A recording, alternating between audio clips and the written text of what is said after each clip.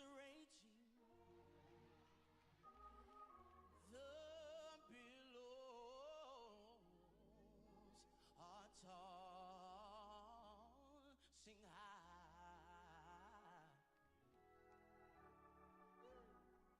The sky.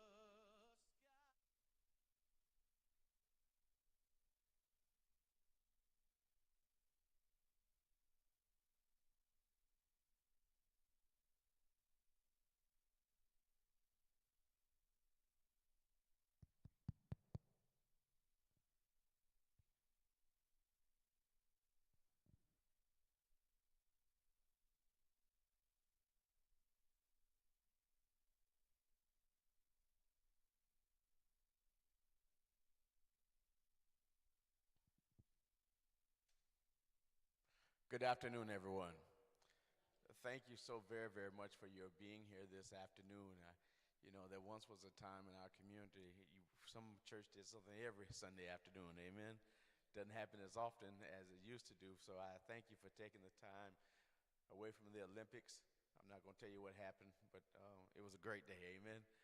Thank you for taking time from your good Sunday naps to be with us to talk about some serious matters that are going on in our community, but more importantly, what we can do to make sure that we solve those community issues and come together as a community. I'm Chris Levy Johnson here with the Brooklyn Baptist Church. Along with me is Michael Baker. Stand up, Baker. Baker and I are with the Midlands International Ministerial Alliance. And to be honest with you, this was Reverend Baker's idea to bring together some of our community leaders, especially our law enforcement leaders, to talk about not only what's going on in our community, but also to talk about some serious concrete solutions to getting our children off the streets and what we call into Suite C. If you know what Suite C is, that's the CEO suite, that's the boss's suite, that's corporate America. How do we get our children off of the streets and into Suite C? One of the things and common things that as I talked with our law enforcement officials is that when they look at those persons who are committing crimes, especially the recent crimes that have happened in our community, none of those children were involved in any way in any sports, didn't have jobs, no extracurricular activity, weren't involved in anything, just had a lot of idle time. And we know in the Christian community that an idle mind is the devil's workshop. So we wanted to bring together a group of persons that could give us some concrete talk about issues, concrete issues that are going on, but more importantly, some solutions to those issues. We are happy to have with us today on our panel Ms. Shara Monday. She is with Suited from Success, all the way from Jacksonville, Florida.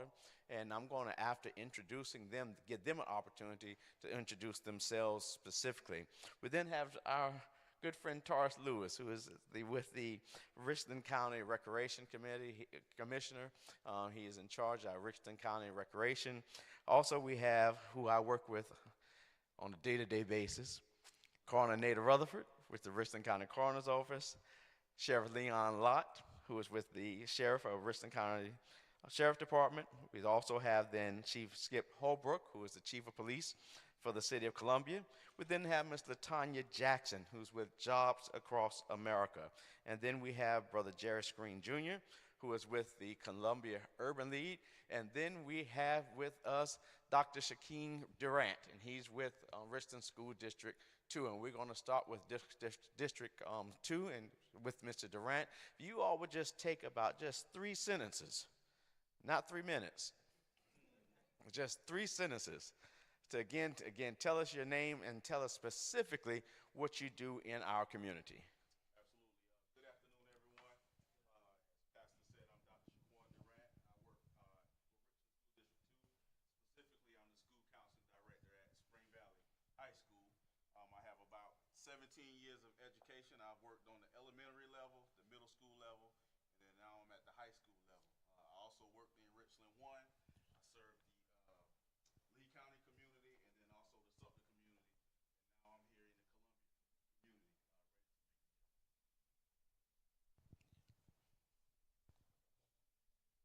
Good evening, everyone. My name is Jerry Screen. I work at the Columbia Urban League.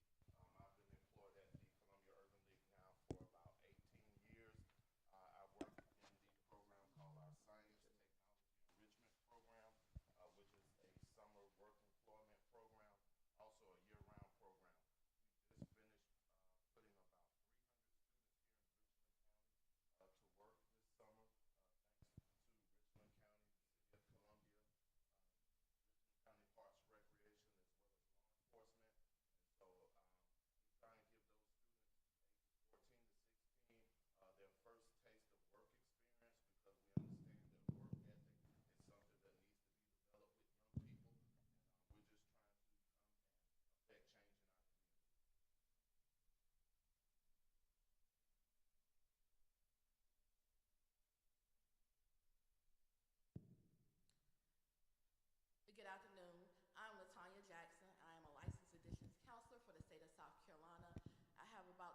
experience in mental health counseling and addictions counseling. Also own Choose Healing, which is a private therapy platform for widows and those kids who have experienced grief and loss. Also, I currently work at Columbia High School as the Job Across America's Graduates, JAG specialist. This is something very important for you guys to know, especially in Richland One community. This is a new initiative that was brought here by our governor.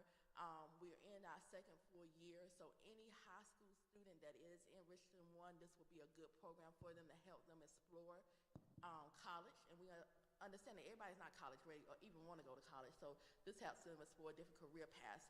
I'm responsible for taking them on 20 hours of field trips, whether that be the coast of Carolina, USC, Allen, any school in South Carolina. Also responsible for exposing them to different careers, because sometimes we don't know what we want to do, what we're good at doing. We don't know how to turn our nick into a business, and that's what I do. So if I have somebody in my class, a young lady who wants to be a baker, it's my job to go out there and find a baker and bring them back to the classroom so they can talk to them about how to do that. We also give them different assessments to see whether it's work keys and so forth, to see what they will be good at. So I look forward to working with your students, and your students don't have to be a part of my program for me to work with. The good thing about me, I'm a licensed counselor. I believe in therapy because all of our kids have experienced some kind of trauma.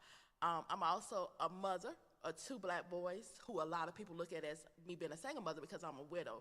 So I bring a little bit of different perspectives from different avenues. Thank you. Good afternoon, Skip Holbrook. I'm the police chief for the city of Columbia. I've been a police officer for 33 years, and I've had the privilege of being the police chief in Columbia for the last 10 years. I'm also joined with Vandale McCary.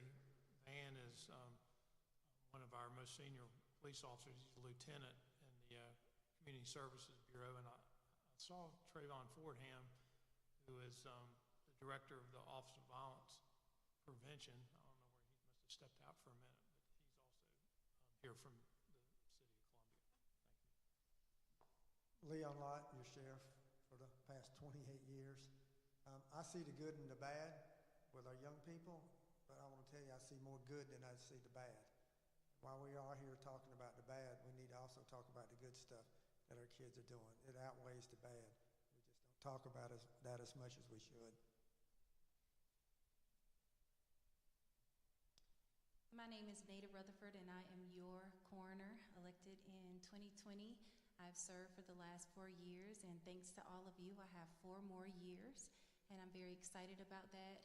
During my time as the coroner, I've been able to bring programs like our Coroner Cadet program to the community, which exposes children in grades 9 through 12 to non-traditional career fields that teaches them about death investigation in an age-appropriate manner. We have our Ask a Doctor series that brings healthcare providers into the community to discuss things that are killing our communities, like natural diseases. We talk about gun violence a lot, but we don't talk about how fatback in your greens is also killing us. And so we bring doctors to the communities to talk about the trends that I see. In the coroner's office, my entire goal has been for us to show up in times other than death and tragedy to prevent death, not just respond when death happens. So thank you all for having me. Good afternoon. My name is Taurus Lewis. I'm the Executive Director for Richland County Recreation Commission. I've been in the recreation field now for about 24 years. At the Richland County Recreation Commission, a lot of you probably have been in some of our facilities, North Springs Park, which is not too far from here. We have over 41 facilities, and we're still growing. We extend from Irmo all the way to Eastover. We offer activities for youth, teens, adults, and seniors. We have some pamphlets that we've given out today for some of you to review and look over. For a lot of our fall and youth programs that we have coming up, you can visit a lot of our information on our websites. We're on social media, Instagram, Facebook, Twitter, Snapchat, and a host of other things that we're doing. We welcome the opportunity for volunteers to come out and assist with our youth, our seniors, or our young adults. I'm joined here today by one of my faithful community members, Miss Brenda McGriff, over at Piney Grove Community Center. She does an excellent job in that community working with those youth and those teens off of Broad River Road. Second Saturday every month, her and her volunteers, They do some excellent things at the Rosenwald School that we have over there, mentoring, community garden work, STEMs, art programs. So anytime anybody in this room is willing to volunteer, please come visit one of our recreation facilities. Come to our main office on 7471 Park Lane Road. We'll be glad to do anything that we can to assist with our youth in the community. Thank you. Good afternoon. I'm Shara Mundy. As Chris Levy said, I'm from Jacksonville, Florida. I want to thank Pastor Baker for inviting me to come down. I am the CEO and founder of Suited for Success Jacksonville, and what we do is provide business suits, clothing, resume assistance, mock interviews to men and women, but specifically in the last 10 years, men who are coming from prison, drug rehab, or just coming, even veterans transitioning back into the community. We make sure that they're suited for success. So I understand the method behind the suites, taking them from the streets to the suites, because we make sure they're fully dressed for their interviews. We make sure they have a resume. We make sure they're prepped and ready to do the job interview. And we don't just stop there. Once they get the job, they're able to come back to our clothing closet, get additional clothing, because my goal with the men, I didn't want a man spending his paycheck on clothes. If we can dress them and get them ready for the job, then I want to make sure we were there as a resource after they got the job. Once they actually completed certain, we have levels of the program where they do customer service training. They can get certificates of completion. We even have an OJT on the job where they can actually work inside our office. If we cannot find them a job, we create jobs. I am partnered with the Sheriff's Office. I'm partnered with the City of Jacksonville. I'm currently on a crime and safety grant in Jacksonville, which allows me to do workshops and bring mentors to speak to the young men, specifically ages 16 to 24, which is a lot of the ages that we're having some trouble with on the street. So I totally get it. I've been doing this 24 years. I founded the program back in 1999. We were actually featured on CNN as one of their champions for change, because what I've been doing for 25 years, and it works. Being partnered with the Sheriff's Department in Jacksonville has been a game changer. Even doing communities and schools where we get them, because I'd rather deal with them in the schools before, not when they get to the jail. So that's my goal, to create a upfront program where we can get them in the middle school, high school age, and then work with them to find jobs and employment so that they can stay off the streets. Thank you so very much to each one of you for your presence here today and all your expertise that you bring to each area. I'm going to ask Sheriff Lott and Chief Holbrook to begin by just telling us some things that have been going on in our community that have been crime related, especially some of the things that they have seen that are similar to one another, some of the things that especially our young children have been involved in. Before we get to some of the great things, I do want to give a little context about what's been going on recently and what are the trends that they're seeing with regards to crime in our community. I'll start. We were very scared that we were going to have a long, hot summer with a lot of shootings.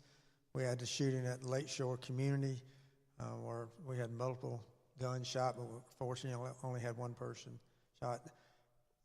What that did was got more people interested in listening and working together. Our summer camps this year, we partnered with the Recreation Commission and the school districts, gave us more facilities than we've ever had in the past. So we had well over 450 young people go through summer camps, which was a great thing. Lots of summer camps that kept these kids busy. So our shootings in the county were reduced. So we didn't have as many shootings as we thought we would have because everybody was scared, because people got energized, which is good to see so many people here today. It's good to see the young people here today, parents and grandparents who brought them here. Chris, just one thing I would make a recommendation on: when we have a panel, we need to have some of these young people sitting up here too, because as older people, we tend to tell them what they need to be doing and we don't listen to them enough. I think they've got some good answers for us too. So, future, that'd be a good recommendation. But we've had 17 murders in the county this year. We solved 17 murders. Last year we had 27. We solved 27. Solving them is not the problem. We weren't making arrests. Same age group that they having problems with in Jacksonville is what we see here, 14 to 24. Particularly young African American men are the ones that we're having the most problems because they're all carrying guns, and they do not know how to settle differences without shooting. There's no conflict resolution. There's no, de-escalating situations. It goes from 0 to 100 with a gun being shot very quickly. We have to do a lot more with education. But again, our problem area is going to be that 14 to 24-year-old age group that we've got to reach out. If we wait till they get to high school, we've lost them. It's too late. If we wait till they get to middle school, it's too late. We need to do it in the elementary school. Richland 1, Richland 2, met with both superintendents and the school boards recently, and they asked what could they do to help. I told them give us more classroom time with our SROs. We have 107 school resource officers in the school every day. Give them classroom time. The teachers can teach them math and English, science. Let us go in and teach them life skills. Let us teach them about, pick up a basketball or a football or a computer instead of a gun.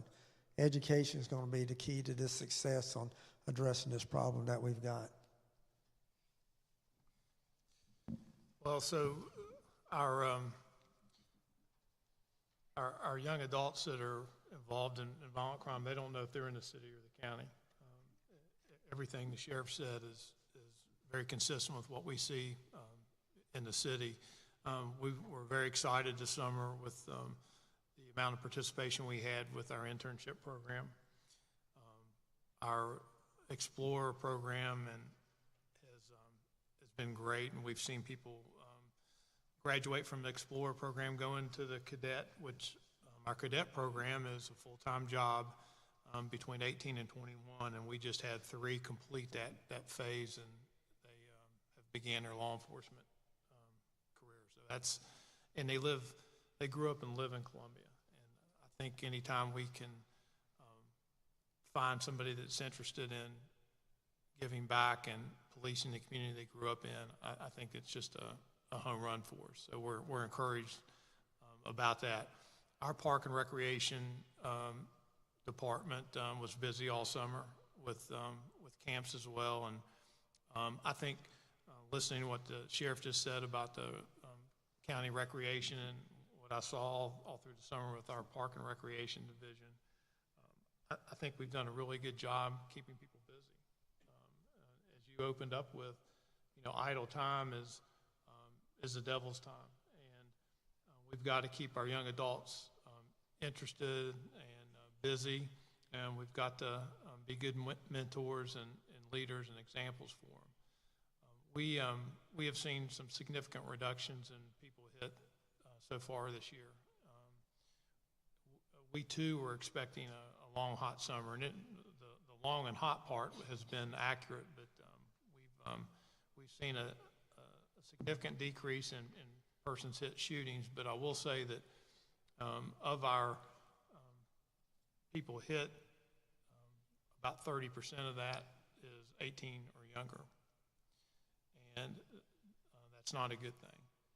The other thing that has remained consistent and remains very concerning for us is with our gunshot technology that we have with the city and the county. We have a large network of gunshot sensors in the city and the county. We are not seeing reductions in the number of shots fired. We're actually seeing more incidents where shots are being fired and incidents where there's a lot of shots being fired.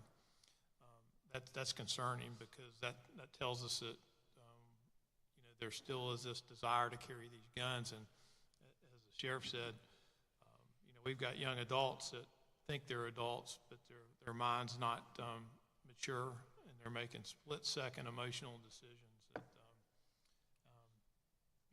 change their life and change others' lives just in a split second. We always focus on what we refer to as non-fatal shootings. And the reason we do that is because we know oftentimes if somebody survives a gunshot, there's going to be retaliation, and there's going to be another victim. So we try to break that continued circle. And I think with programming, collaboration, programs like this, people like you that are interested, engaged with your kids, I think that's how we continue to change this narrative to where this is a clean and safe and prosperous community to grow up and live in. Coroner Rutherford, I know a couple of things. Number one, that you take a personal interest, and in time, especially one of our young people are murdered in our community. Unlike others, you personally sometimes go to the home, personally deal with the parents, and just tell us a little bit, number one, about your experience and how hard that is when you have to tell a loved one or a parent about their child who has been murdered. Also, if you remember the case of Julian Juju Keel, who was killed at the Colonial Boulevard at an after-school party, and also any other things relating to numbers of deaths that we've had in the county as well. I'm a mom. I have a 13-year-old son and I have a 15-year-old son. And anytime I have to sit across from a parent and tell them that they'll never see their child walk across a stage for graduation, or even to go get a driver's license because they're 14 years old, shot and killed. Anytime I have to sit across from a parent and say, I know you sent your baby out for a night of fun. They're a good kid. They make straight A's. They're on the football team. But you'll never see them play or pass that ball again. That's a hard conversation. But what I know is that when the community shows up, we have less deaths. Our sense of family has to be strong. We don't get it right. There's no parenting book that tells us all of the right things to do.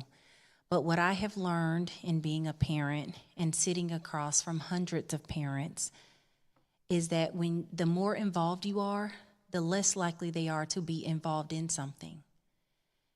Now, there are just some times where they're in the wrong place, and there's nothing we can do about that. But for the times where we can do something about it, that feeling you get in the pit of your stomach, mom and dad, grandma, auntie, uncle, whoever the caregiver is, pay attention to it and be adamant that they don't go. Be serious with them. Be nosy with them. Know who their friends are. These devices connect them to the world.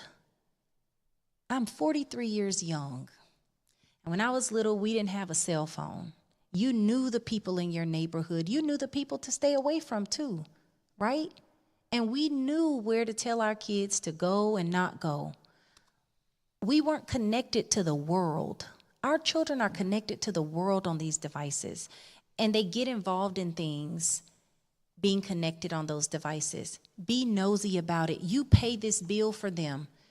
Get on it. Check their messages and tell them the privilege of having this phone means that I may check your messages sometimes, that I may go through your app sometimes.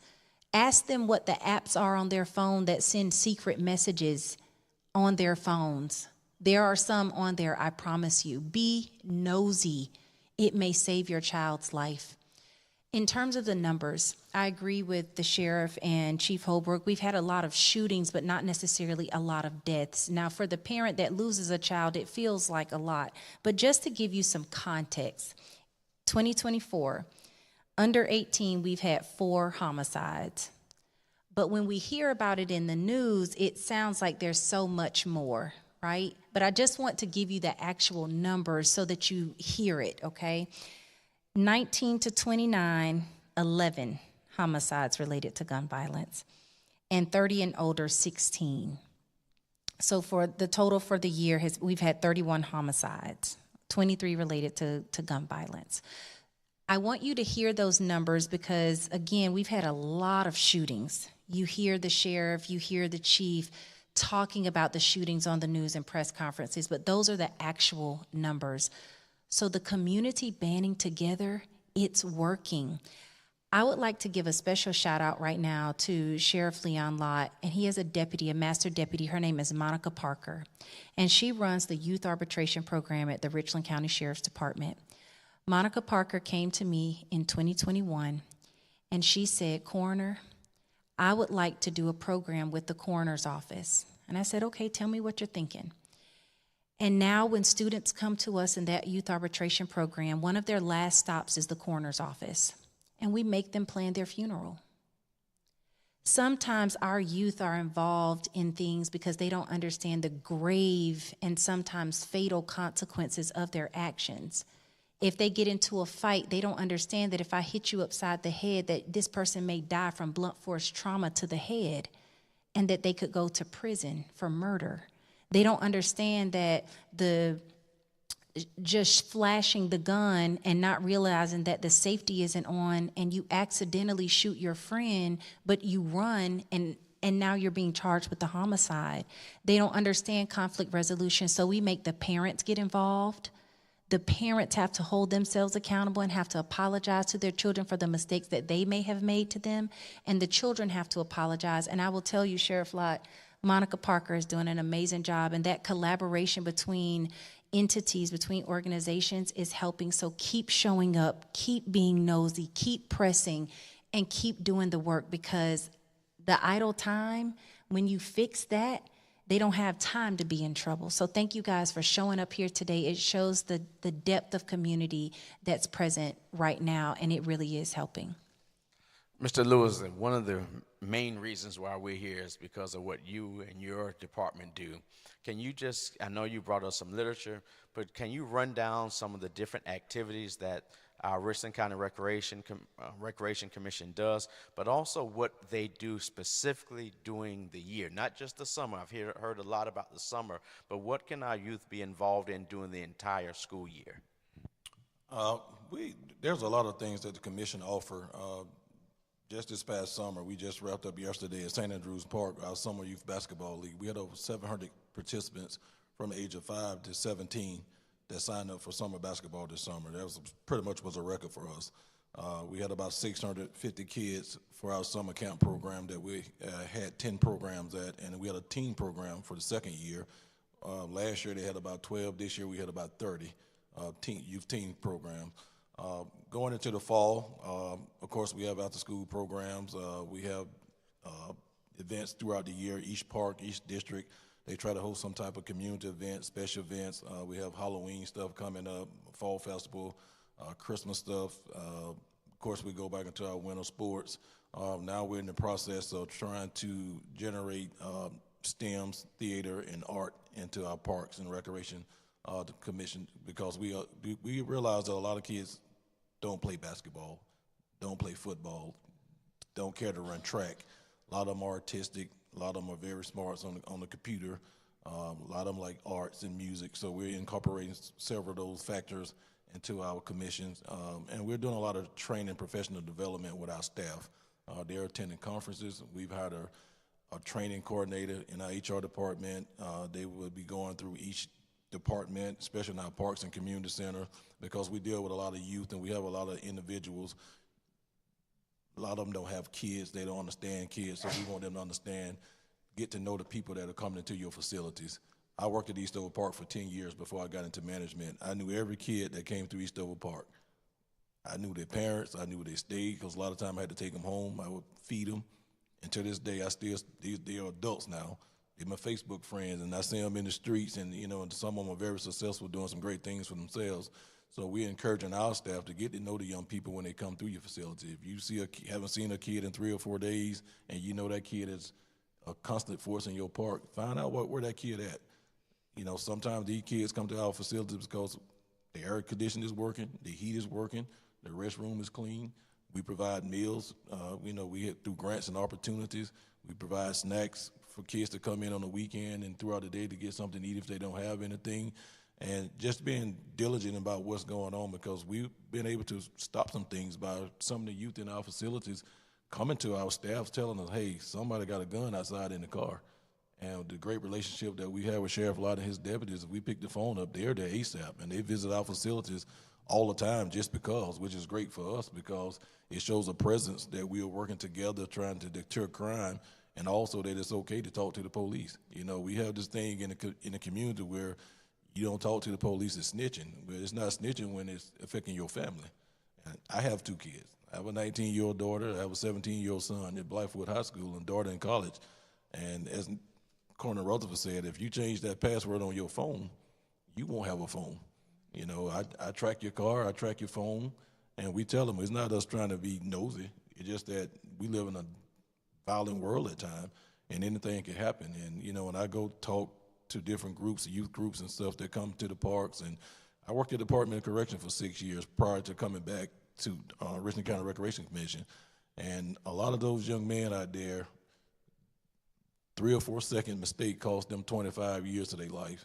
And they are so talented when they drawing and, you know, they're doing illegal tattoos and they out there playing basketball and they're doing this and this stuff. And they will always say, Coach, if I just had somebody that would have told me something different, if I could have, you know, been in the gym instead of being in the streets, if I could have played basketball instead of joining a game, it makes a difference. So, you know, one thing with my staff, we're committed to serving this community. We're committed to making sure that we embrace the good and the bad. And if there's anything going on in our facilities, if it's not good, we want to hear about it. If it's great, tell us how we can make it excellent. But we, you know, we're not perfect. We're learning to deal with the emotional kids and the mental health parts of the kids. So we're bringing in social workers to deal with, to be able to address some of the concerns in our after school and summer camp programs, because a lot of kids go through a lot that we don't understand. And you never know. A lot of times we're an outlet for these kids and these teens, and we want to continue to be that outlet for these teens. But we encourage people to please volunteer. We need as many volunteers as possible to do a lot of things that we want to do, and it takes volunteers to get this stuff done. So if you have 10 hours or 3 hours a week, if you want to come into the park and read to the youth, if you want to come volunteer and do bingo with our seniors, we would love to have you to be a part of what we're trying to do. Thank you. At this time, I'm going to turn it over to this entire table, because this is really, really what we want to talk about. Ms. Jackson, Mr. Screen, and Dr. Durant. For you each to talk about your areas of expertise, especially career development. How do we move our children into careers? How do we move them into the workforce? And especially, what can parents do?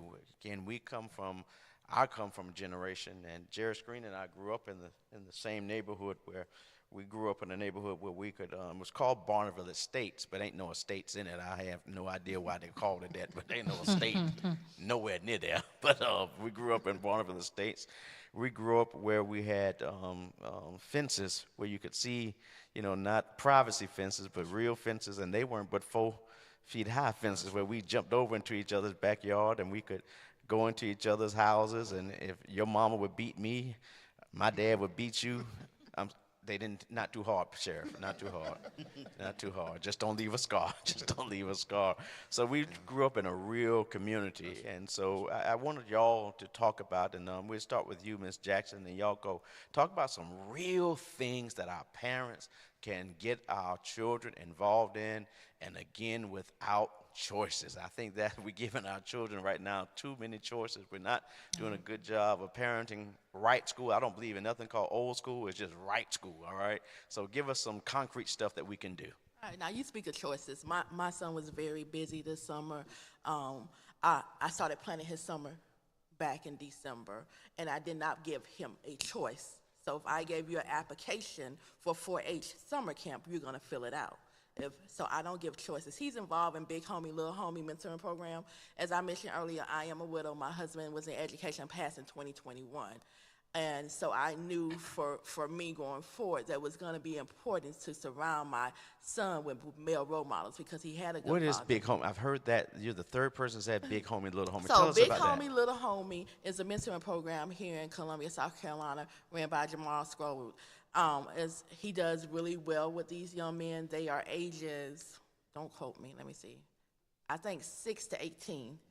And so for me, when my husband passed, because I had a husband that was present, and I know that's something my child's gonna be lacking, number one, my child needed therapy. So I didn't hear anybody spoke about therapy. We speak about the shootings, we speak about all that, but then what do we do after our families have experienced that and their classmates have experienced that?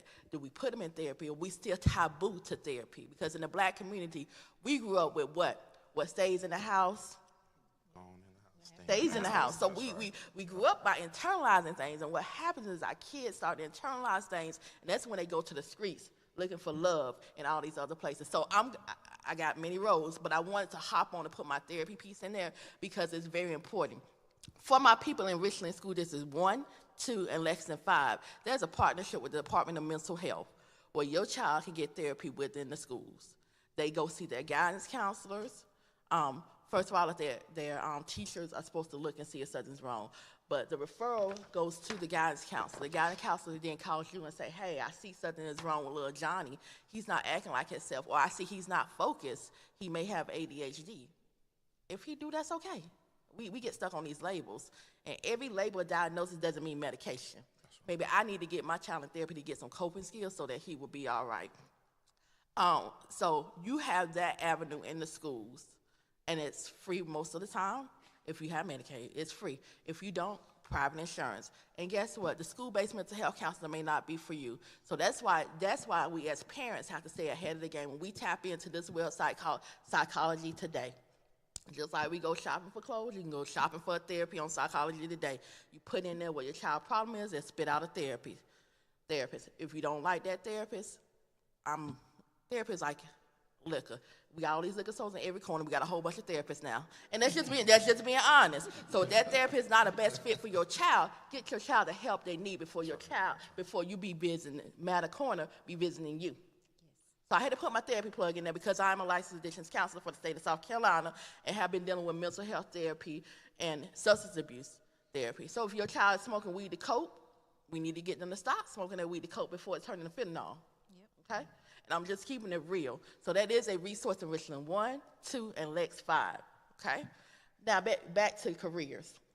As a parent, you have to also seek out information. Your child is not gonna seek out information. I have a conversation with my students. We only been in school 2 days, but I always have a conversation about the resources available. Hayward Career Center has been in Richland 1 forever. You have my students tell me that they don't know what Hayward is. And the guidance counselors don't do their job. I don't believe that the guidance counselors don't do their job. I believe our kids are not listening when we're talking to them. But Hayward is a great resource in Richland 1. My position as a JAG specialist, we have them in every Richland 1 school. That is a class that your child can take 9th, 10th, 11th, and 12th grade. You don't have time to take them on job visits? That's me. You don't have time to take them on college visits? That's what I do. I'm responsible for 20 hours of field trips in the school year, whether that's going out to whatever college that my classroom students tell me they want to explore. So if I had somebody that say, I do makeup really well. What can I do with makeup? Well, let me bring in Chris Levy from the funeral home. He does a really good job with what he does. No, I'm not going to be funny. And then you can talk to my kids about the different pathways they can explore within your field. And so that is right there in our school. We also have work-based learning. The city of Columbia has a contract with Richland 1 and Richland 2. A lot of people don't know that. When I tell my Richland 1 parents about it, they're like, I don't know that. As a Richland 1 employee, I didn't know that. I knew Richland 2 had a contract with city of Columbia, but because I'm always out there looking, y'all would think my child is old. My child is only 12. But because I'm out there looking and making sure he stays ahead of the game and that he is resume ready to get these scholarships because he said he want to go to Clemson, so I'm going to make sure you resume ready to pick up these scholarships when it's time. Don't look like that. When it's time to go to school. So as parents, we have to stay ahead of the game. I don't give my son a choice. So he went to 4 different camps this summer that was away from me. And we have to get out of this, I'm not going to let my child go away because they're too young. Believe what you put in them and pray over them and send them away so they can explore what's outside of your home and what's outside of Columbia. My 12-year-old was in Atlanta with big homie, little homie for a week, exploring things down there. He went to the 4-H camp for a week. He went to USC for a week, and he went somewhere else. I can't remember. And so what my baby said to me was, Mama, we did a lot this summer. I said, okay, well, I'm going to back off you next year. I'm going to let you choose at least 2 camps of your choosing. But as parents, we have to stay ahead. When these open houses are out there, we have to go to these open houses for these schools. I don't care whether you're a 2-parent household or 1-parent household, put your child in a mentoring program. There are some things that Tyler and Christian are not going to tell me because I'm their mother. So when their father passed in 2021, I knew the importance of counseling because it could have became a behavior problem in the classroom. What happens to your child is a domino effect. And everybody in this here church, your child has experienced a traumatic event because all these children have been through a pandemic. So again, I put in my therapy plug in there because it is so important. Because I'm going to tell you, if you're a diabetic, you go to the doctor. You're going to make sure you have your insulin. So your child should see a therapist at least once a year. As a parent, because parenting does not come with a handbook, as she said, we need to sit down and see a therapist and unleash what's going on. These kids are seeing more and more trauma with this mean girl stuff, because when I came up in school, I wasn't a mean girl, but all these girls got so much mouth, and these little girls are stepping to these boys like they're men. These little girls are stepping to these little boys like they are boys too. My child was in 6th grade, and the girl just round them up, bam, bam, bam, bam. And that's a little girl hitting a boy. If that continues to go on, what happens? Then we are going to have a domestic violence, DV. Some of these kids are seeing that in the home, and that's why they're coming and doing it at the school. All right, that's my therapy plug. So for these career, keep up with your guidance counselors. Keep up with your guidance website at your school. They post scholarships on there all the time. They post work-based learning on there all the time, and so forth. So just make sure that you are friends with your child's guidance counselors, whether in middle school or high school. Every year my kids change grades, I have a conversation with every teacher and the guidance counselor to let them know. I'm Tyler Christian's mom. Back in 2021, their dad passed. They experienced this kind of trauma, and this is how we can work together when they start to have triggers. And we might not know our child's triggers, so the teacher may see something, a totally different child at the school than what we see at our house. Open communication is important. I think I'm on my time. Go ahead.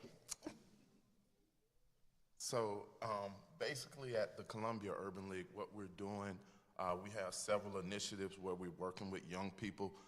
The first one I'll tell you about is our Project Ready, which is a mentoring program that's designed for young people ages 11 to 19. Through that program, we take students on college tours. We do cultural enrichment activities, behind the business tours as well. And so one of the things that we're intentional about is basically giving students exposure, making sure that they're exposed to careers, making sure that they know that there are opportunities out here for them, and basically making sure that they're prepared for those opportunities when they present themselves. We also have another program. My coworker here, Mr. Jeff Lynch, you raise your hand, sir. Mr. Lynch is over our Saving Our Sons program. That program works alongside law enforcement and the court system to help young men who may have gone astray and just need some additional guidance and mentoring and assistance. And so through that program, we work with young men in that program.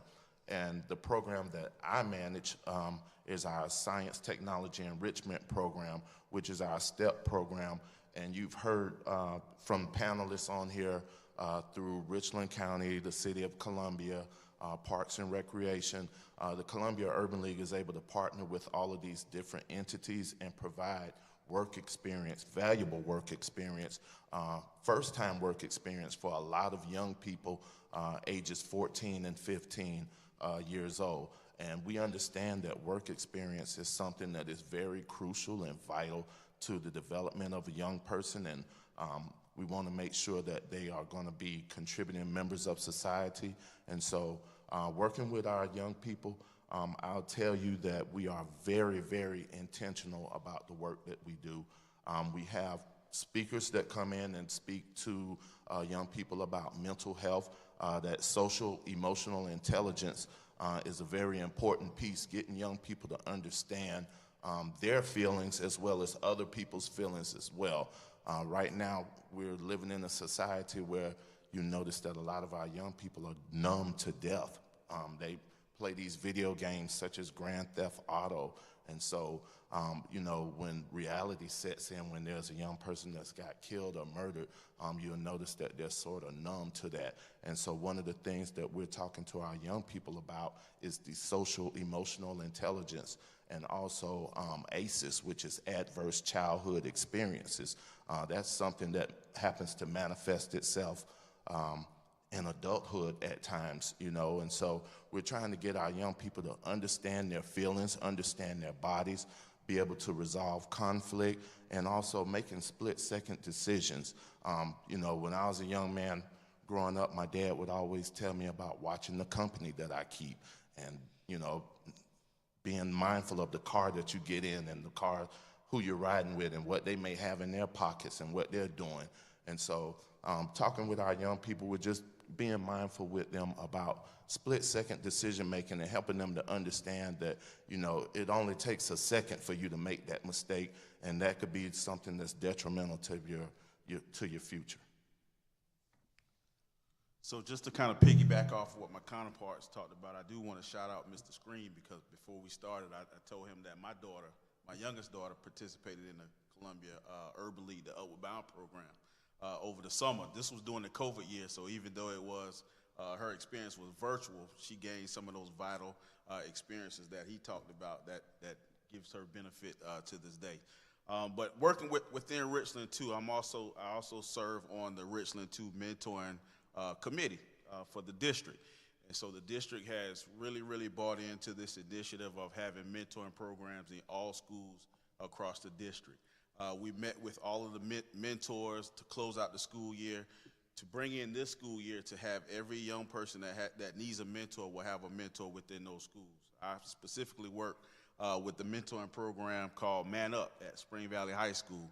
And one of the things that we do, and Mr. Stearns talked about it, is exposure. Exposing our young people to something that they normally wouldn't see or they normally wouldn't do on a daily basis. That's resume writing, creating an elevator speech. Young people don't know about an elevator speech, but you may be in the elevator with someone, and I often talk to my daughter about having an elevator speech. You may only have about 3 seconds to sell yourself. So creating that elevator speech that may create a launch pad for something that's going to help you in the future.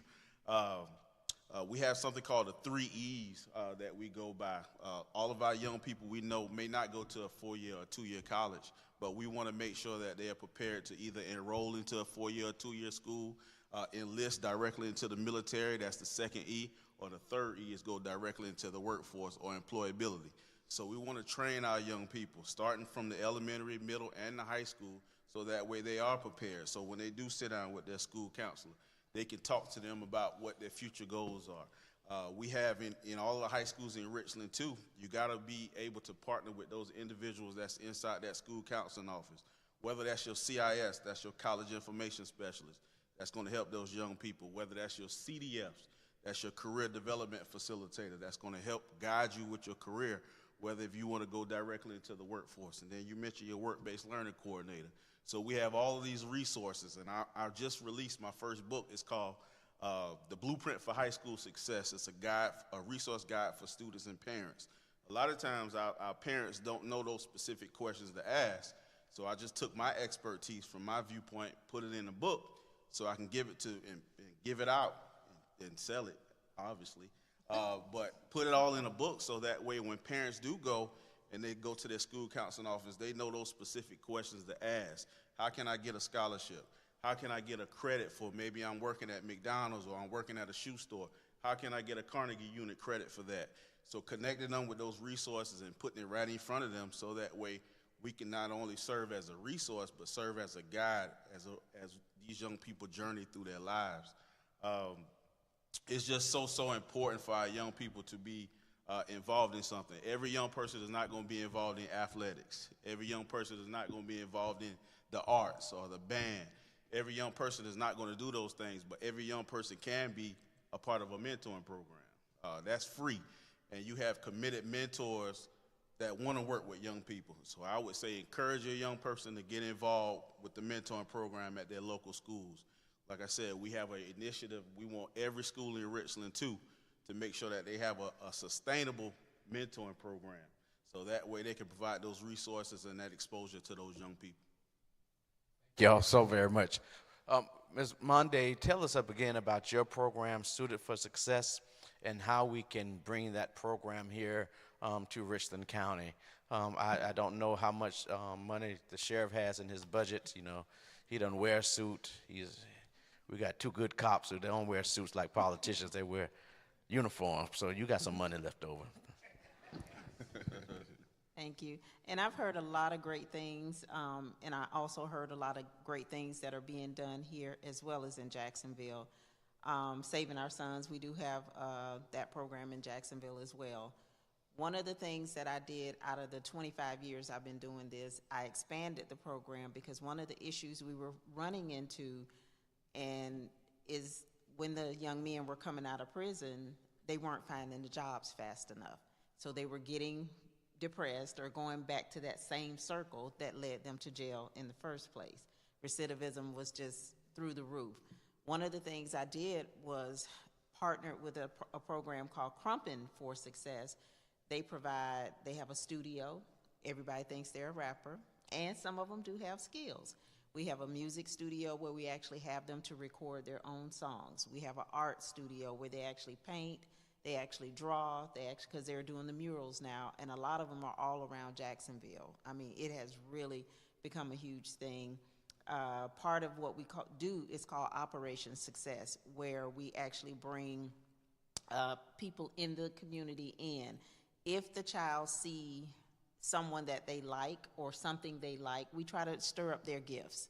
We try to get them to do things like I heard someone down here say, as far as passions, a lot of people can draw. Everybody does not want to play sports. Everybody is not an athlete. So stirring up their gifts, finding out what they're interested in doing.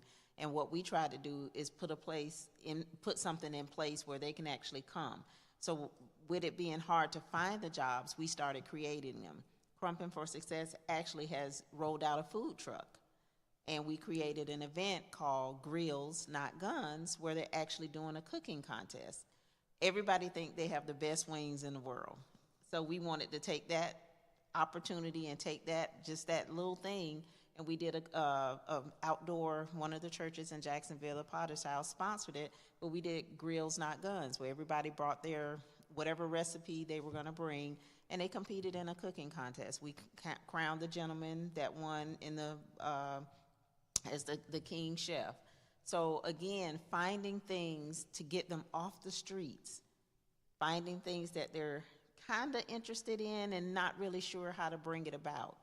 So you have to, I heard the young lady say that, like asking questions, find out things that they're interested in. And what I try to do, I don't want to reinvent the wheel. I find partners that don't do what I do, but do something that's in the same vein, which is what all our goal is, to keep them off the streets. The Safety and Crime Prevention grant I have right now has provided me an opportunity. Actually, on the 24th, I'm hosting a big outdoor event. I have the city of Jacksonville, I have the city council, we do have the sheriff's department going to be recognized there. We have teachers, we have vendors, I have male mentors coming in to actually speak to the gentleman. Because what I do, I have actually some of the Jaguar players and former players. What I like to do is, as a single parent, and I heard the young lady say she's a single mom. I am too, I have adults now. But it's hard sometimes for a young man to tell his mom things that he's thinking about or going through. So you have to keep that male role model some type of way, whether it's an uncle, a neighbor, a friend. So what I try to do with the program, once they come to Suited for Success to get a suit, get the clothing, I start asking, just a few questions to kind of see some things that they're interested in. We also brought in just a brief display of some of the kind of clothing. We're partnering with Men's Wearhouse. Suited for Success has been the charity that's been supported by Men's Wearhouse National Suit Drive for almost 14 years. When COVID happened, that was the last year they did it, and they have not started it back. We have Brooks Brothers. We have $400 suits hanging in our clothing closet that are donated. we get stuff that they would be proud to wear. I have to make people realize sometimes when they come to donate clothing, we're not a Goodwill. We don't have time to sort through it and get the good stuff, throw it at bad stuff. I want to make sure they are suited for success. We help with the resumes. We do the mock interviews so they'll know how to interview. Some of my young men coming from prison, they've been in there long enough that they did work in prison. Those are transferable skills that they didn't recognize as transferable skills. So those are the kind of things we have to step up and educate in the areas that they're not sure, even parents. When I have events, I bring the community in to talk to the youth, to get them on track. But I also have an area for the parents to come in. A lot of the ladies who are single moms, they need other resources as well. So it does take a village. It does take a community. And churches are very key in Jacksonville in helping to make some of these things happen. A lot of the events I do, they're done at the churches. So we have to partner. We have to come together. I'm very excited to hear about your role as the coroner. And again, that's a career choice that a lot of our youth haven't considered. So even seeing that you guys are doing something that may be another career choice for the youth and the community as well. Suited for Success is, actually I've opened 3, like I call them brother locations. I started out doing Dress for Success for the women, but when I used to go out to collect the clothing for the women, someone would always say, well, my husband has suits and we don't have a place here to donate it. I found my niche. I wrote a grant. The very first grant I wrote, I got $15,000. You couldn't have told me it wasn't $150,000. But that was back in 1999, and I haven't stopped yet because I'm meeting a need that needs to be met. And as the years have progressed, so has the crime and so has the other things. So I believe in helping these young men recognize, because we did a little, I'm going to say we role played. I took 4 young men into a department store. 2 had on jeans, T-shirts. One had on jeans, T-shirt, one had on a pair of shorts. The other 2 came in the store probably about 10 minutes apart, dressed to the nines, had on suits. The 2 young men that came in first, nobody even looked up to say, can I help you, or, what do you need, or pay them any attention. The other young man came in fully dressed, fully suited. The guy came from behind the counter, how can I help you? And are you looking for something in particular? The next young man walked in, fully suited, and they were different ages. Fully suited, same thing. So impressions are key. Impressions do make a difference. I feel like giving someone the opportunity to at least dress the role, dress the part, look the part, as we were told, dress like what you want to look like, or dress like what you want to be. So Suited for Success has expanded in so many areas because we're trying to meet needs that the community really needs met, and I do it with partnerships. The Sheriff's Department is one of my partners. I used to do the jail juvenile program where I would actually go into the jail and start working with the first-time offenders before they came out. I took the suits into the jail for them to wear to their court appearances, and the judges were blown away because it made a difference in how they were even treated in the courtroom. So you got to give opportunities to take everything that's happening in our world right now to the next level.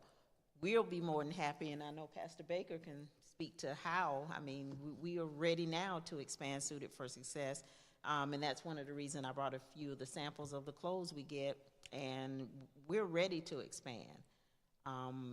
I've been doing this 25 years, and everywhere I've gone and talked about what we do, and then I always take suits that I suit young men, and the difference it makes, the expressions on their faces when they first walk in the door, kind of slump down, not really saying much, but as we start dressing them and they're going through the racks and putting the tie on and straightening the tie, and once they get dressed, whole nother person. They're standing up straight, they're leaning back, and they're like, oh, okay, this might be okay. They get the taste of dressing for success, and it makes a difference. It makes a difference. So now when we go places as a group, I have them all suited. And we're walking through airports, and people are like, oh, my God, they think you're a basketball team. Everybody think you're a basketball player or a football player.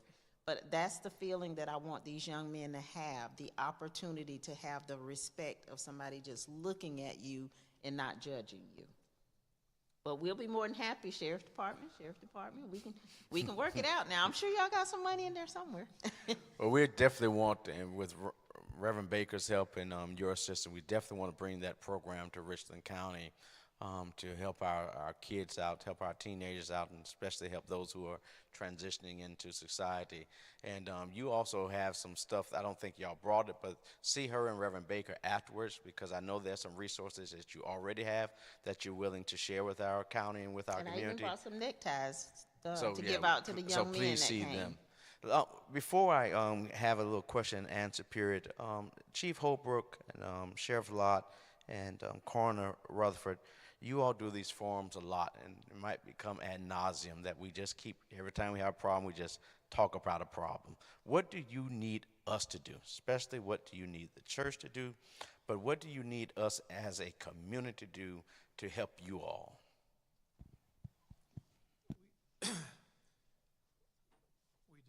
We talk too much. We've got to have more action. I've never felt like we've collectively, everybody's pulling in the same direction. I think as like we talked about opening up, I think we're starting to see some progress, some fruits of our labor with all this programming, but we've still got a lot of silos to knock down. And that's in the faith community with the churches. I think, what a lot of people don't know is, the level of cooperation and collaboration between law enforcement is exceptional in the Midlands and in our state. And I bring that from a perspective of someone that spent most of his career in North Carolina. And it really is, it's unprecedented, the level of cooperation. People check their egos, and it's all about getting the job done and seeking justice for our victims. And I don't know that folks really realize that, but there's got to be more collaboration and pulling in the same direction. And we cannot have a child shot and killed in our community and it not have shock value. And we saw that a couple of years ago with a 7-year-old, and quite frankly, we've seen the same thing happen with Julian Kill. And we probably had 100, maybe even 200 kids that were there. We've had 3 people give information. Now, those are kids that are going back home, having conversations with mom or dad or grandma or grandpa. And so, come on. That's a problem. I had a lady from Northeast Columbia called me the other day and said, "What are you going to do about the violence we've got in our community?" My answer to her is, "What are we going to do?" I think that when you see the we here today, a lot of people look at Chief Holbrook and I as having the answer. We're not the answer. We're just part of the answer.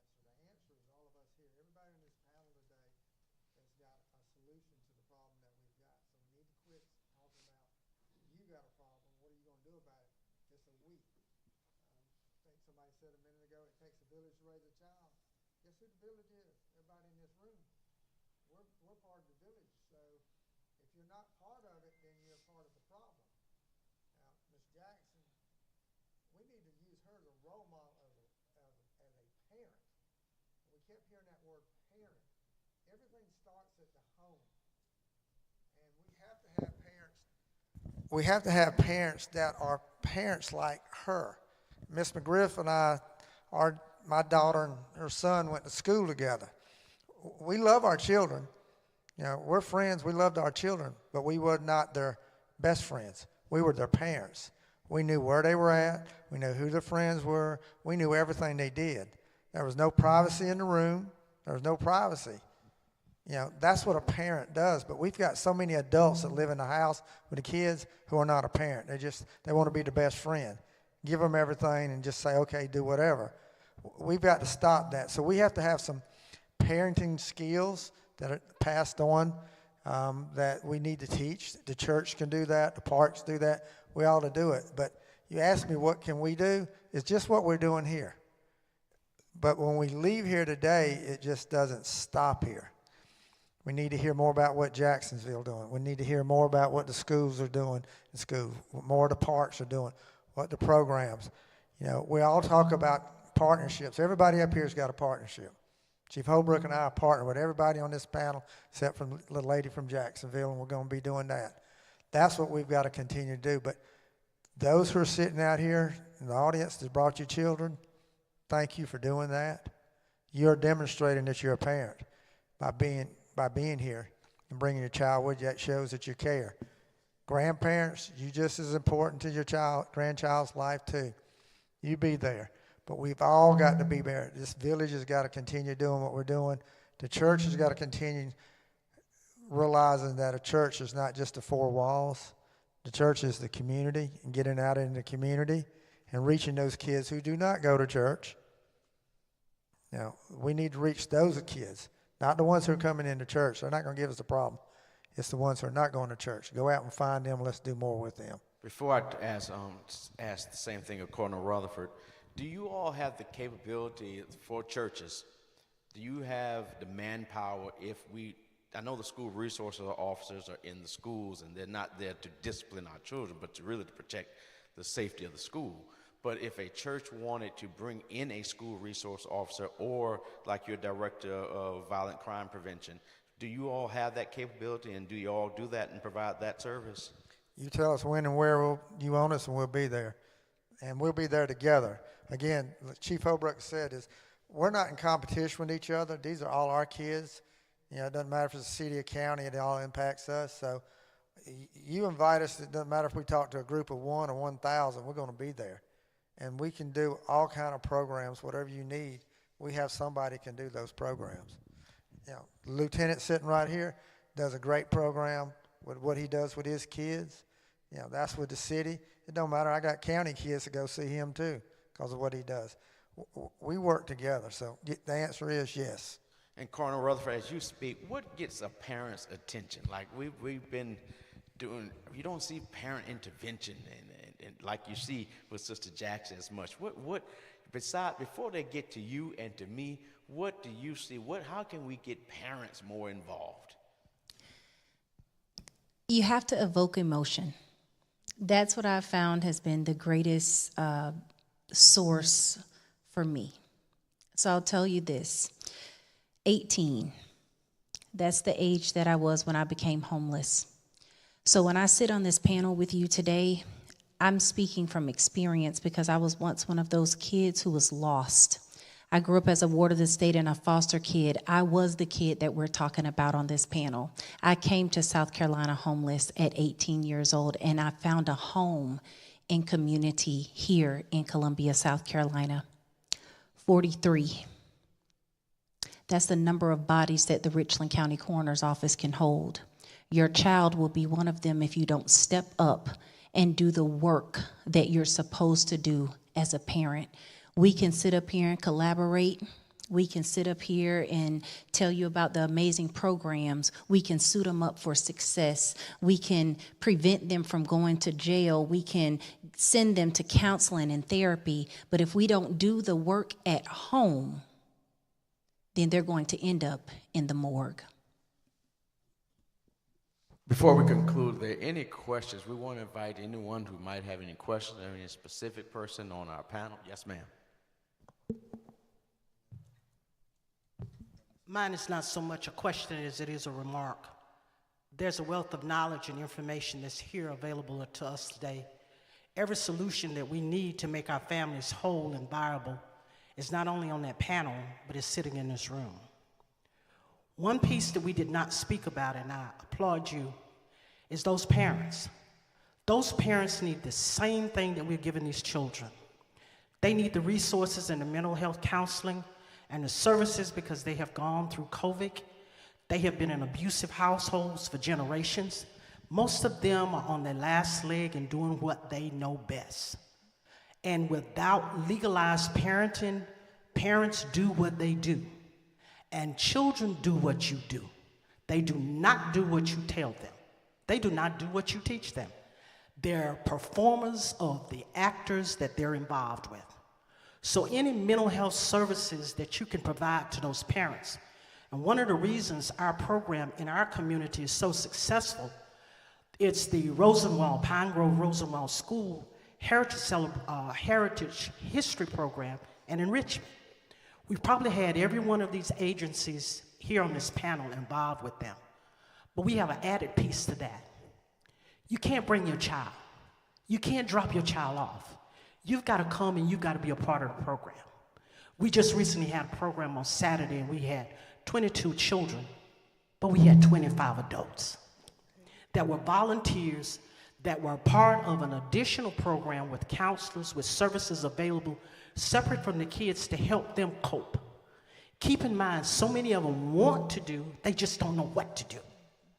And we're caught up into a society of, it has been said, being our child's friend. We're not their friends. My dad once said, they come here little demons. And you've got to work every day, all day and all night to keep up with them. That's their job, and it's your job to be a parent. But I implore each parent in here, don't take your child and drop him off, or her. Go out and be involved. And if you don't have a child, still go out and be involved. I find that's the hardest thing, to help parents understand that your presence is key. It's nothing that is going to be successful with this panel if you're not completely involved and invested in that. That child has to go back into that home, and he's going back into an environment. And every program that we have, we call Shooting the Curve. And every child that I speak to, I'm talking to the parent, I'm talking to the grandparent that's in the room. And you've got to be able to do that. I've served on many boards, officer, community organizer now, mentor, doing many things. But the most important and the most success that I find in every program, especially our enrichment program under the direction of Mr. Lewis with the Richland County Recreation Commission, is the parental environment. And they're coming in by droves. I have parents to come in that don't have children, grandparents to come in that want to be a part of the program. One lady told me, are we going to have a support group today? Yes, we'll have a support group. So it's key for us to also look behind what's going on with those children and touch those parents, because they need help. They're begging for it. So if we can make some things happen with them, it'll kill a lot of the woes that we have with our children. Thank you. I know I'm a little long. I know I'm not a politician. You know, there's 2 marks at the funeral, 2 minutes at the funeral remarks. Good afternoon. Piggybacking on what the young lady in front of me just talked about, parents and parenting, I have a question. I'm just curious if there are any parenting classes in our county, and if so, how can we, find out about these classes and get the word out to parents who might want to attend these type classes? We have them at the Sheriff's Department. All you got to do is call. We have them through our youth arbitration program and our youth services, and where we have parent support groups, and we help parents learn how to be parents and then help them when they're struggling. One moment. Yes, ma'am. To answer your question, we also at the Columbia Urban League have a parenting component. We'll have a parent boot camp coming up on September 21st. For more information on that, go to our website, which is culsc.org. That parenting boot camp will assist parents with navigating their young person's academics throughout the school year. And so if you have questions regarding anything like a IEP or a 504 plan, we'll be discussing that along with the mental health component at that parent boot camp on the 21st. I want to ask a question for the parents that are begging for help, reaching out to the community. I remember my son Ryan, I believe the police department, y'all had like a Beyond Scared Straight program. Ryan was a part of that program. And speaking of like collaboration, like when you have programs like that and when it's over with, you kind of get a sense of what these children are struggling with. we had to write, the parents, we had to write a letter about what we were struggling with our children. As far as collaboration, when that program is over with, how can we get those children, target children like that with behavioral problems, get them into a long-term mentorship program like the ones that you guys are discussing? And even within the school district, when you start seeing children with behavioral problems and failing grades, how can we get those children in mentoring programs so we can, stop the behavior from progressing into something criminal? So a lot of times your school counselors, your school resource officer, they'll be the ones that'll have that information that they'll be able to share with you and tell you about community-based programs that are outside of the school, because a lot of times they'll know about those programs because parents are looking for resources and they understand that the school can't do everything. So I would say go to the guidance counselors and the school resource officers. They'll know about programs as well too. So I'm just going to go ahead and give y'all a couple of them, because sometimes, I'm just going to be honest, depending on what time of year you call, the school guidance counselor may be busy with testing or whatever. So Big Homie, Little Homie is one. United Way has a program. Most of the schools in Richland 1 and some of them in Richland 2 have a partnership with 100 Black men. And through 100 Black men, they meet once a month. The school is responsible for taking them over to Brooklyn. They have a nice meal, and then they have speakers. So 100 Black men, Big Homie, Little Homie, and it's a new program that just started with United Way. I'm not sure. Young Men United. Young Men United, that's the name of it. Going to let Mr. Javon Fordham speak. He is the Director of Office of Violent Crime Prevention for the City of Columbia Police Department. Hey, good afternoon, everybody. So again, my name is Trevon Fordham. I'm the Director for the City of Columbia. And as we talk about different resources, we talk about collaborations, and we talk about mentorship, there are a number of different programs across the city and the county, from our school districts to our community organizations to law enforcement partners, and even with the coroner's office. The key to it, as they said, is all of us, working together, but it's going to be the follow-up. So as we're talking about the parents, and as you talk about after the programs, the follow-up. So here with the city, we're definitely working on some programs, some other initiatives. We'll be hosting another youth forum to have young folks that sit on panels, but also just to share their experiences and talk about things that they need further from us. Also, as far as implementing and providing some wraparound services, some community-based services, whether that's for any type of treatment or recovery services, mental health services, whether it's behavior modification or cognitive behavior therapy, working with youth and families. So it's in addition to everything that's going on up there right now. And it's really just kind of completing the circle, because again, it's another piece of the pie, working with all of us together from a city and county level. And that's kind of the emphasis and the focus of what we're working on as an Office of Violent Crime Prevention, is to look at a lot of things on the front end. Talk about workforce development, re-entry, right? Individuals that come out of jail and prison. After they come out of jail and prison, they're not going to some foreign land. They're coming right back home. Home is our communities. And let's be real, they're not strangers. They're our family members, they're our friends, they're people we know. So as they're coming out, we talk about jobs, we talk about employability, we talk about career paths moving forward. So also we're having collaborations with Richland 1, Richland 2, talking about that One City initiative where high school students can actually work with the City of Columbia, talking about Jobs for America's Graduates, or JAG. We're following up with those things as well too. All of those programs for our young people when we talk about getting into elementary school, so working with school resource officers, credible messengers, just bringing more folks together, more resources together from a community-based perspective. And that's what our office is working on when we're doing all these things moving forward. So again, you can go to, our office actually has a website, crimeprevention.columbiac.gov. You can go to the City of Columbia's main website and go to the tab, get our information. We'll definitely come out, but we're definitely part of this thing as well too. When we're talking about all of us working together and bringing back that village concept. We're going to take one more question. We know that the NAACP has a forum today at 5 o'clock as well, and so we're going to take one more question and turn over to Michael Baker. Good afternoon to everyone, and appreciate all the information y'all gave. So I just want to ask the question, did y'all bring any literature that you could pass out? Because I'm not familiar with computers, but I can read. So I would like to get involved with some of this stuff, because I've been dealing with kids pretty near all my life. and the streaks always win. The streaks, the kids don't win. The streaks win, no matter what. So thank you for your help in time. You know, my brother, you were on the same thing, because, you know, one of the things that, because of social media and algorithms, you know, we don't always see everything because social media decides what we see. We kind of need to go back to the old school way of Miss Jenkins giving out the church announcements. Amen? We don't. So that you have make a good point, sir, that I pray that all your programs, that y'all start sending those things back out to the churches, start sending them back out to fraternities and sororities so we know what's going on and so we don't depend just solely on social media.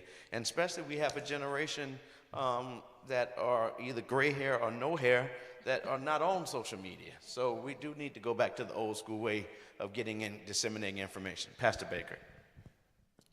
Good evening. Let me say thank you to Pastor Chris for hosting this event. Give him a round of praise. I sit back and I listen to a lot of interesting comments and remarks, and everybody is on point, except we miss one mark. The battle that we are fighting is a spiritual battle. And all of these programs are excellent. But the one component that we have not tied in with the spiritual battle is there are more churches than schools. And if some of these programs could be introduced into our church, and let me say something to what Sheriff Lott said about our good children. Our good children in our churches have powerful influence. Stand up, Valenice, for a second. She's our youth director at our church. And they took 3 children and started a youth ministry, and in a year's time, it grew to about 75. How did it get to that point? The young people that were there went out and discipled other young people and brought them in that was not a part of the church. And they became praise dancers, and they became a part of all kind of ministry. Diana, stand up. Diana, your part in the state. What is your role in the state? She's over the Young Women's Auxiliary of the E&M Baptist Convention that consists of over 800 to 900 churches. Is that about correct? Chris and I serve as the liaison of the leadership for the Gethsemane Baptist Association. He's the dean, I'm the president. If we can get some of these programs that you all talked about and tied into our churches, there can be a great influence and a great change. I got a few members from Greater St. Luke here, and they know I talk about this all the time. The sheriff can't do it by himself. Chief Holbrook can't do it by himself. Richland District 1 can't do it. It takes a collaboration, but it takes including the churches and the pastors. And a lot of our churches have facilities, and we have retired individuals who specialize in some of the same thing. If we can collaborate, we can help in some of these entities with our children and get in promoting these programs that we heard today. How many of you in here are part of some church somewhere? My point exactly. Here's your resource. We can go back to our churches. Gethsemane has about 59 churches. Chris put classes together, and I would hope that we will be able, Chris, to introduce some of these programs through the Congress of Christian Education so that it can be fostered. We can save our young people. We just have to put the energy, put the time in, and have the willingness to collaborate. The Sheriff Department and the City Police had, once upon a time, Sheriff, I don't know if you still have that, where you met with community leaders once a month, the community program, and that was very impactful and very powerful because you had pastors on there that could go back to their churches and talk about what need to be done and then bring your officers in to talk with them. I would love to see us partner with Richland County. You asked for volunteers. This is the first time I heard that you needed volunteers. I'm sure a lot of pastors have not heard. There are a lot of folk in our churches that can volunteer just by to show up here today, that lets you know there's a concerned community, and we want to be a part of it. And whatever we can do in the body of Christ to help overthrow the devil's case, as Ms. Mundy shared, we have already collaborated with several nonprofits to bring Suited for Success here. And so we are ready to bring truckloads of clothes, but we got to have people to give them to. There has to be a collaboration. So as you said, you can talk with her and get more information about that. If you want to talk to me, you can get more information. But I want to say again, thank you all for consenting to come. And we need to have more dialogue like this in our community, that so we can combat the situation that we are facing. Thank you.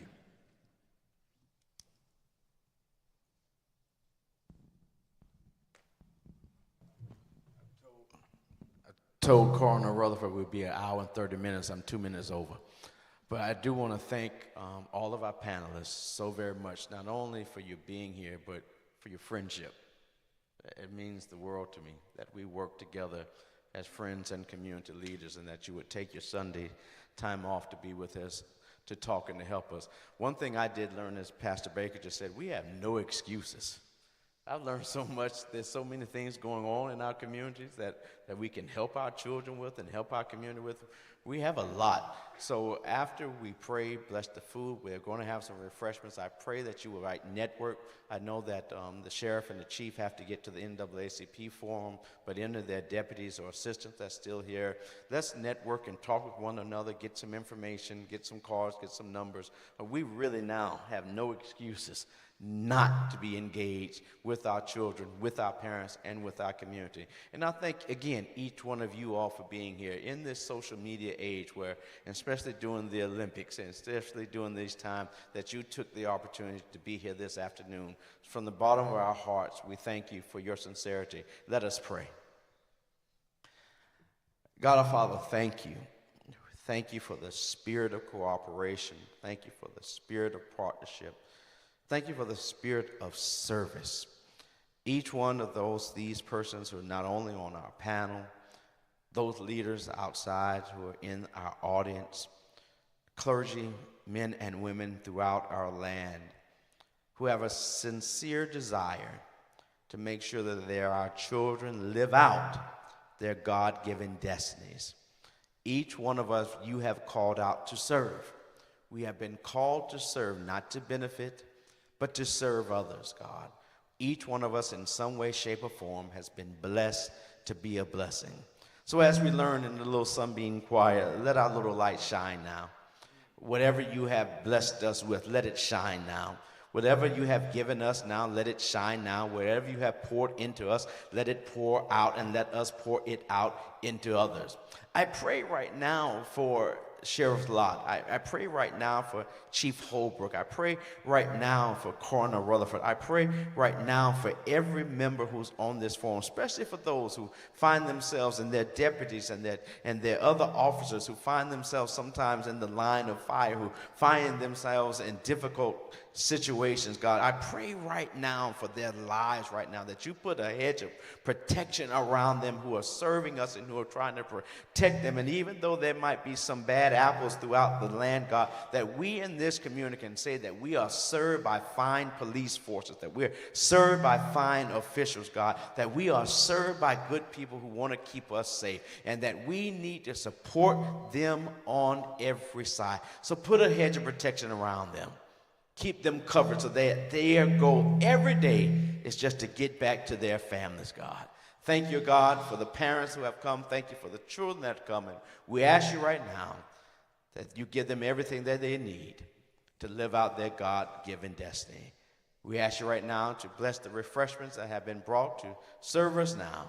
In your name we do pray. And all that believe will say amen, amen, and amen. Now let us go out to serve one another. Thank you so very much for being here.